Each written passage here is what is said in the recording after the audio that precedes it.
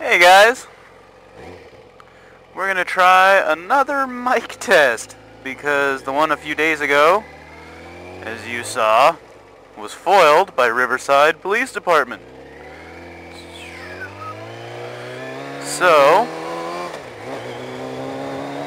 I've had a chance to mess with my microphone a little bit since then, put a different kind of boom cover on it, and we're gonna test it out, see how it goes. So what can I use as a mic test for today? Let's try the vlog I was gonna do the other day. It's an introduction to myself. I know some of you guys, you early subscribers, are awesome because you're already subscribed, and I really appreciate that from you guys. But for those people that come in a little later, I want to do a formal introduction to Fire Guy 777. Because obviously that's not my name. So, I don't think I'm going to share my actual name with you guys yet. You know, the whole internet anonymity thing. But, I'm going to give you guys a little brief synopsis on who I am and what I do. So, I am a 25-year-old dude living in sunny Southern California. Yeah, this is the middle of November in California, for those of you who are unclear. There's not a cloud in the sky. It's a beautiful day. I'm guessing it's about 74 outside, give or take. And that jackass just ran a red light with their kid in the car. Brilliant. I really want to tell that guy off. Anyway. I've been riding for about 4.5 years. This, the bike you see beneath me, is bike number 4. So, brief history on my motorcycles. I started off on a KZ 550 GPZ from like 1978. That was a cool first bike, but jackass. Anyway, it's a really good first bike. I highly recommend an older bike to anybody that's starting off on a motorcycle because, let's face it, you're gonna crash. There's only two kinds of riders, those that have been down and those that'll go down. And it helped me when I had my first laydown to be on a bike that wasn't terribly expensive, didn't cost a lot to repair. That made a big difference in the impact that the crash had on my psyche. So, I had the KZ 550. I'm going to try and put a picture up on the screen there, so you guys get an idea of that. Rode with my family, my whole family rides. From there, I moved on to a 1987 Honda VFR 700 F2, the Interceptor. Sweet ass bike. One of the first bikes they ever did full fairings on, and kind of gave me my first taste of sport bikes. And that poor bike had 2 paint jobs. The first my brother helped me with, Image. And it was a sweet ass paint job.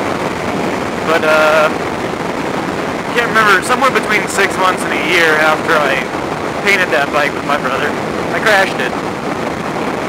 He was pretty pissed. I was pretty pissed. So when we went to do the repaint, I decided to just go with something a lot simpler, a lot less costly, and a lot less upsetting if I jacked it up. So that leads me to paint job numero 2. Image. And I rode the piss out of that bike. I really did. I crashed it a couple of times. I've got the scars to show for it. And it really gave me a better idea of what the hell I was doing on 2 wheels, what the limitations are for myself, what the limitations are for the bike. So then from there, I saved up some money and put the money that I saved, as well as a tax return, into the Ninja you see beneath me now. 1994 ZX6E2. Kick-ass bike. I love this bike. And I rode this bike for almost a year before I blew it up. That's right. I blew up my baby. It was very upsetting. I threw a rod and it punched a hole straight out the front of my crankcase. And I'm gonna try and get some images. If I still have anything, I'll just put them up here somewhere. Anyway, threw a hole in my crankcase and I still had to get to work. Now mind you, I am a full-time rider. No car, no truck, no bus, no rides from my family very often. You know, I'm not a freeloader. I try not to be anyway. So I had to do something. So I scraped together some money, did some odd jobs, and ended up on a... God, I can't remember the year. I think it was an 83. Honda Magna